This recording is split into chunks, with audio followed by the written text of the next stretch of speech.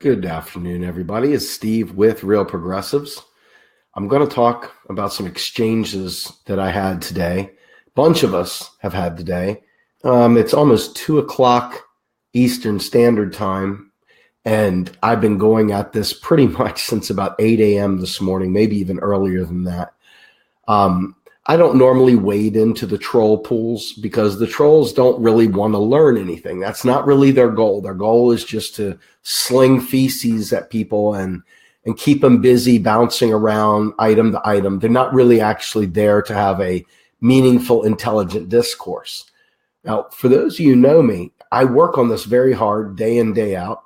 When people understand things better than I do and they correct me, I change what I say.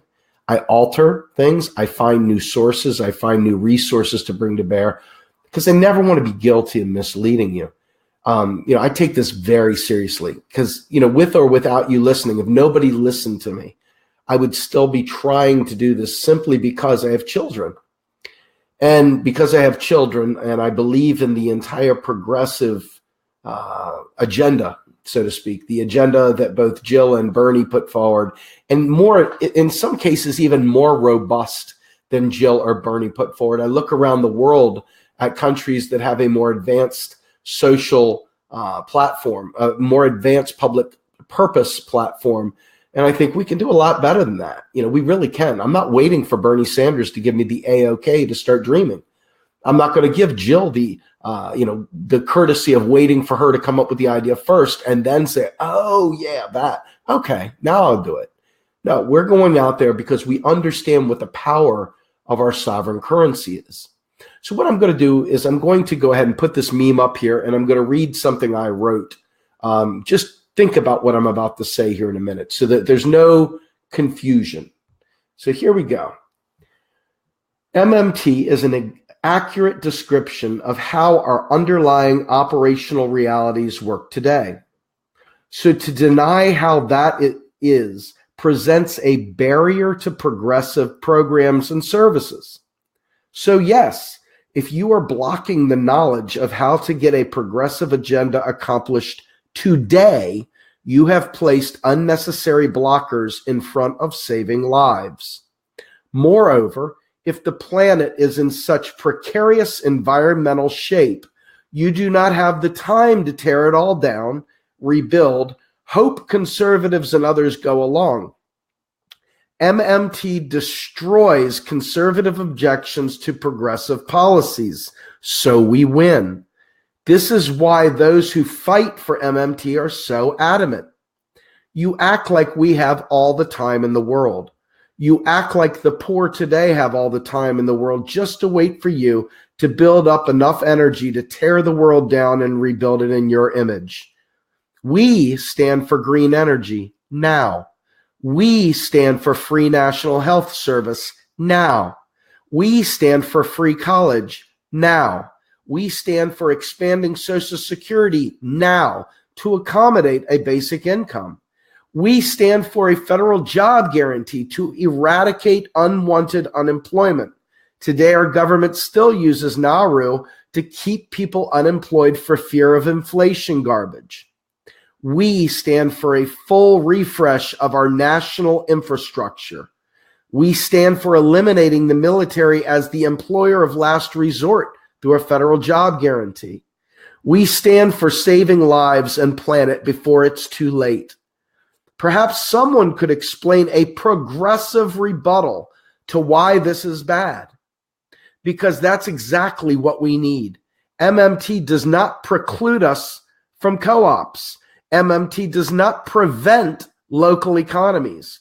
MMT does not stand in the way of passing anti-corruption laws. MMT does not stand in the way of fully funded, publicly funded elections. MMT does not do any of that. It also teaches us that we can have nice things in spite of the greedy rich. It shows how to render them irrelevant. Learn MMT. So I'm going to tell you right now, you can do with this what you want. But I have done this dance for a long time, almost a decade. And I learn something new all the time. I expand my knowledge every interaction I have with people that really mean to learn. People that you never would expect teach me something, teach me every day, asking quality-based questions that force me to look things up, that force me to go beyond my comfort zone and ask questions. I am not an expert. I am merely an activist that is taking the work of experts and advancing them to the public space. Now, we have a lot of people that have beliefs, and then you have facts. Beliefs are things that you believe to be true regardless of any facts surrounding them. You've created a narrative in your head, and no matter what, if whatever facts come into play don't align with your beliefs, then they're cascaded out of the door, thrown away, discarded. Now, some of you progressives out there who claim to be atheists don't realize that what you've done by doing that is, in effect, perform a religious activity, much like the people that many of you can't stand. The flat earthers, the Judeo-Christian, Judeo-fascists that you despise. They ignore truth. They ignore facts because it violates the tenets of their faith. When we present facts to you, I can sit there and type. Now, mind you, look, just so we're on the same page, this is my weapon, okay? This is what I've got. It's a touch screen. So I'm not going to type a book every time some naysayer comes up to me and wants a full accounting of what MMT is. And if I refuse to give it, then somehow or another, I'm doing something wrong. But I have a treasure trove of links from experts and people in the field that know what is going on. And I provide those. And I usually find the salient excerpt from the article to include in what I post. People don't want to read. They want to debate you. They want to fight you. They want to prove that you don't know some deeper level thing. It's not about more education. It's about a shit contest. It's about flinging turds at each other. So people say that it's censorship to block people. People say it's censorship. I call it sanity. When someone has proven that they are not willing to learn and they have proven they're not willing to treat with you in good faith, you're wasting your time.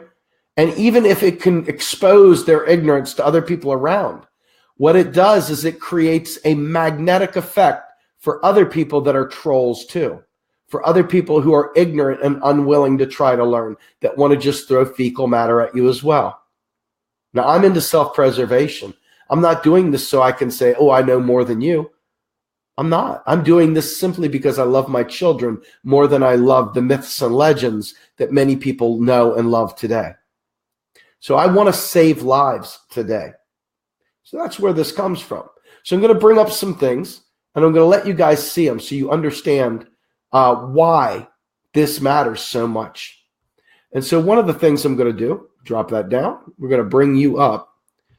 This is one of these ones that I think we all should be able to agree on. Alec Rayshawn Smith, age 26, was found dead in his apartment on June 27th. He was rationing his insulin after he aged out of his parents' insurance coverage.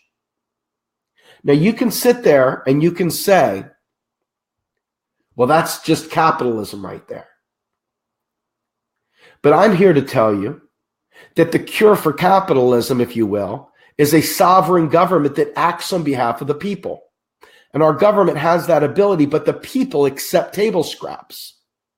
Imagine being slaves on a larger plantation, the U.S., and we just accept the words of the master because we genuinely don't have information coming to us, and we're so beaten, we're so worn down, we're so utterly devoid of hope that all we do is cut the legs out from under hope. When someone brings real, genuine hope to us, it's almost too much to bear. It's like gaslighting. But here's a gentleman, and I'm going to bring this back up for you again. Here's a gentleman right here. This guy who died This guy died because he didn't have necessary insulin to live. Folks, this is austerity. This is the belief that the government is broke and the government cannot afford to do great things. And these trolls run around telling us that when we preach, when we talk about basic economics, when we talk about sovereign economics, they try and tell us we're wrong, and we're out there fighting for this guy who's now dead. This guy right here is dead because the people above us want to maintain the illusion that the government's broke because it keeps them in power and it keeps the wealth gap growing between the haves and the have-nots. They want to keep that myth going. And then you see these stooges running around helping them. They think they're woke. They think they are so woke. But the reality is, it's bullshit. Michelle Stewart, what about the bankruptcy in 1933? Do we have gold reserves? Do we have trees? Do we have mountains? Do we have silver? Do we have ore? Do we have steel? Do we have productive capacity? Do we have people that can work? It's ridiculous. It's more bullshit. We were on a gold standard back then. We didn't have the gold reserves because we want to dig up our wealth. Is that really what you stand for, Michelle Stewart? Is that what you stand for, Michelle Stewart? That you want to dig up the earth and blow up mountains and go after gold because our productive ability isn't good enough to back our currency. Is that what you're saying, Michelle Stewart? Michelle Stewart, that right there, that bankruptcy thing is a bunch of gibberish. It's a bunch of gibberish. It's Federal Reserve bullshit. And we can't allow that. I want you to shake that away and not worry about that. We have so much productive capacity right now that is going completely unused because our own movement continues to sideline us. And I'm showing you this gentleman right here because I want you to remember what it is we're fighting for. We're not fighting because we love some economic system better than another. We're not fighting for this because we just want to be really smart kids talking about economics. We're doing it because we want to save this guy's life next time before it happens. All right.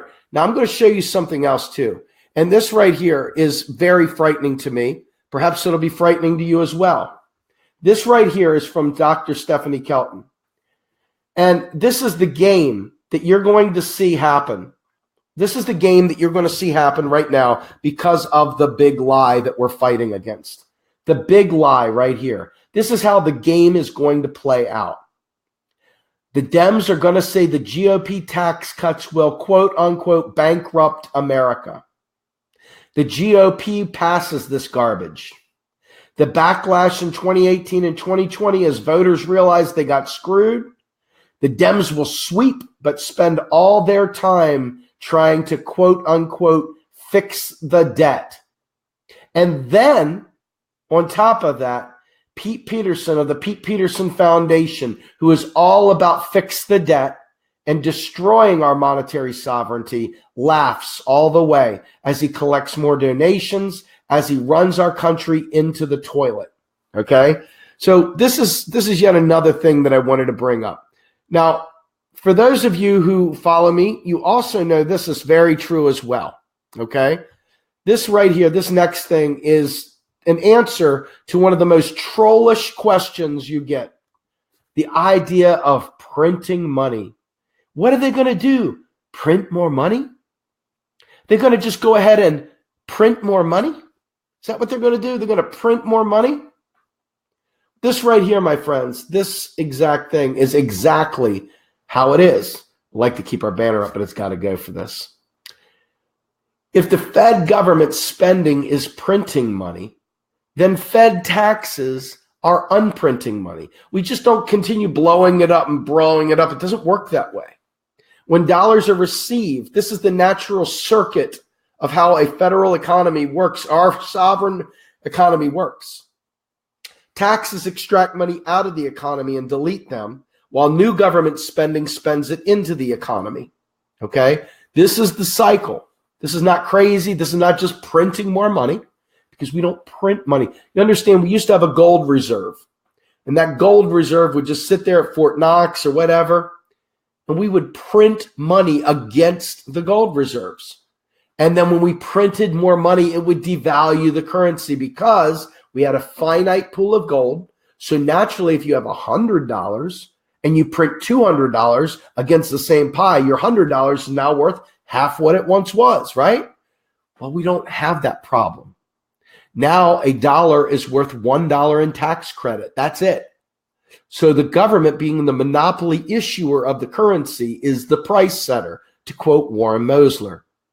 When the government says it will pay this amount of money for gas, or this amount of money for cars, or this amount of money for whatever, it is setting the price. Now, that right there, because the government taxes to keep you needing its currency, now all of a sudden it's established a necessary driver to make your currency worth something, to make it necessity for transacting and for paying your taxes. So now you got to have bucks. It doesn't matter how many Bitcoins you have. At the end of the day, you've got to trade those Bitcoins in for US dollars. See what I mean? US dollars are king. US dollars are the government's unit of account. Now, obviously, the next thing is the vaunted Federal Reserve. 1913, what happened? 1913, Congress enacted the Federal Reserve Act. A lot of really bad things that happened prior to that. We had a lot of issues with like Sammy's Bank versus Billy's Bank and having various credit ratings and a lot of fraud and a lot of local fraud and a lot of, well, I'll give you one Billy buck for 5 Joey bucks. And a lot of this crazy speculation between banks and between local communities and everything else. Don't get too happy looking back at the good old days. The Federal Reserve was enacted to help clear payments. Okay? All these different banks had different bucks back then. All these banks had all these different IOUs.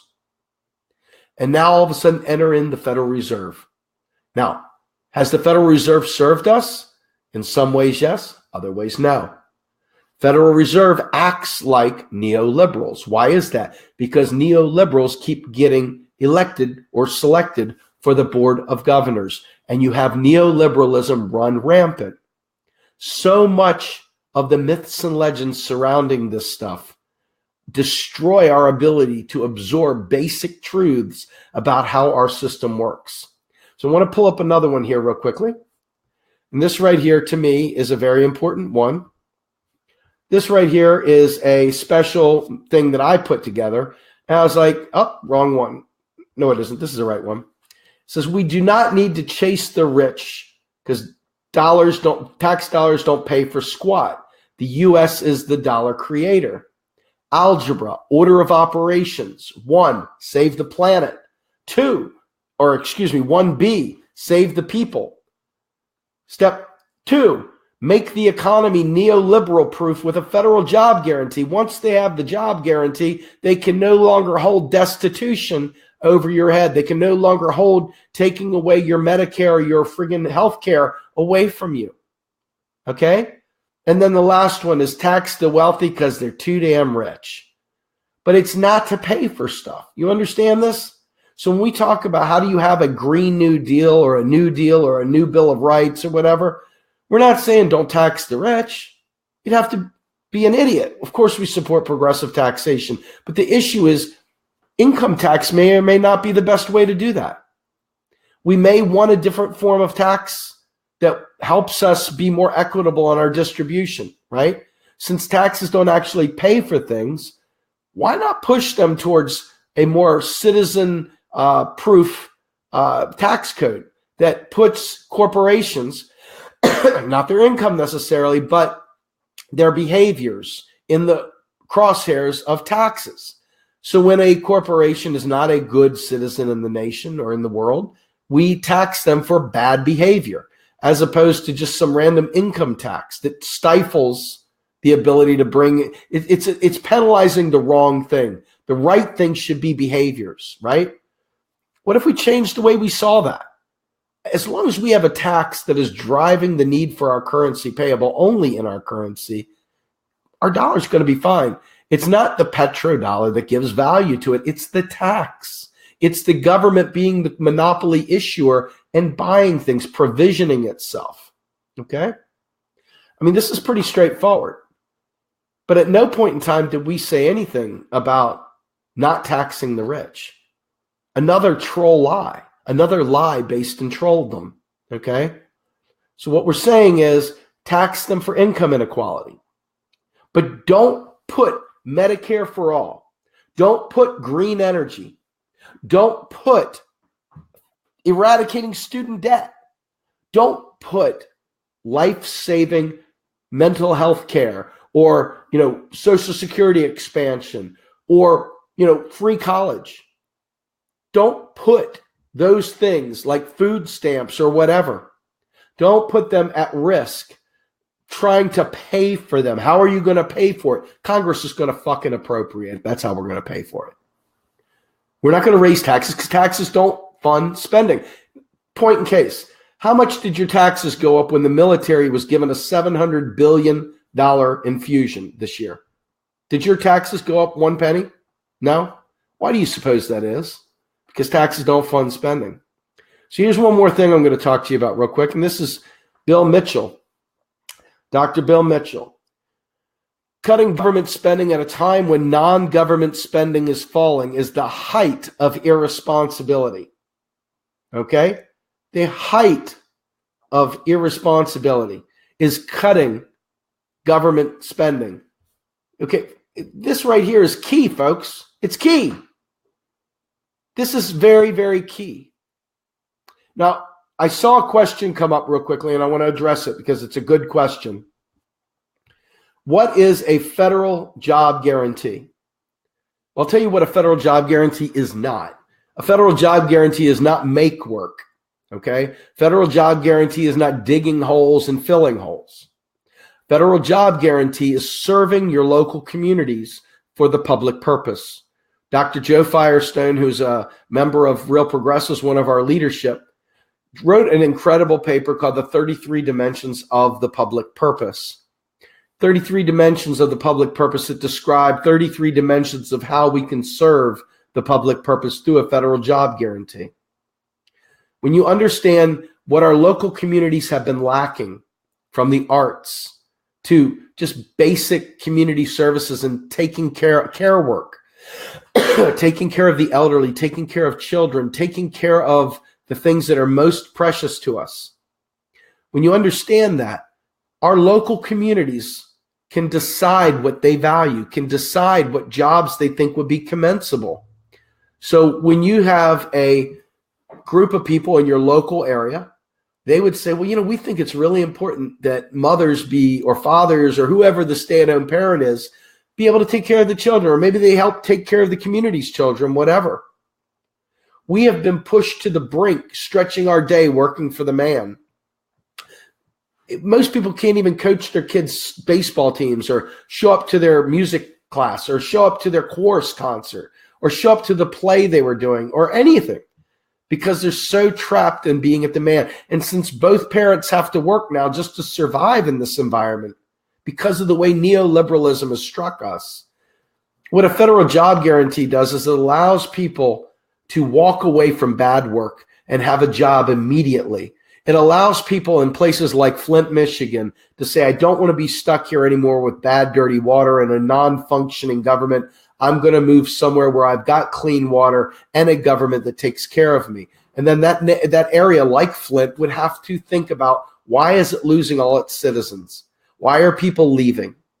Okay. It provides jobs in areas where there is a rust belt, where there is no corporate work. And the people there can serve the local community and beautify it, provide social services, whatever. This is an opportunity to save lives and to provide instant mobility and instantly eradicate payday lending and all the other nonsense that comes from the desperation of unemployment. A federal job guarantee helps knock away the 45,000 suicides every year directly associated with involuntary unemployment. And what a job guarantee also does is peg the economy to the job standard. Right now it's on the dollar standard, not the gold standard, the dollar standard. But all of a sudden, if we create a federal job guarantee, if your boss tells you to do something that is completely and utterly not what you're interested in, you can walk away from your job and have a job the next day right there through the federal job guarantee. There are many proposals for this, but we would advocate for a living wage with living benefits, the full New Deal package. So a job guarantee is life-saving, and it is economy-saving, and it takes away the power of the capitalists. They can no longer threaten you with destitution. And because it actually produces work, it's not inflationary, and it will be funded by the federal government, who is the currency creator. So there's no issue in raising taxes. There's no need to raise taxes because now these people will have full employment, and they will be able to partake in the economy, survive, and lead lives without stress, without worrying about destitution. So the bottom line is that we are full of trolls. Trolls are everywhere, and they don't have any interest in learning whatsoever. And it's a waste of time. So I will engage those trolls for a period of time, but after a while, I simply block them. There's no point in wasting a moment of my life, my kids' time with me, or my family time, when I could be spending it with people that really want to learn, as opposed to people who are there simply to throw stupid memes out and bitch. And one final thing. Why wouldn't you use the words of the academics and the experts that did the work? Why wouldn't you use their articles and their white papers to show definitively how the answers to these questions are handled? Why would you go ahead and retype that over and over again to give some false illusion that you somehow or another know it better than the experts? Why is it that somebody feels it's okay to say, well, you're not convincing me anything, just throwing links at me? Knowledge is hard. Being smart is hard. Doing the work requires some personal responsibility. And if that's too much to ask for you, maybe you should do more reading and less commenting. Maybe you should take the sock out of your ears, put it in your mouth. I'm Steve Grumbine with Real Progressives. Have a great day.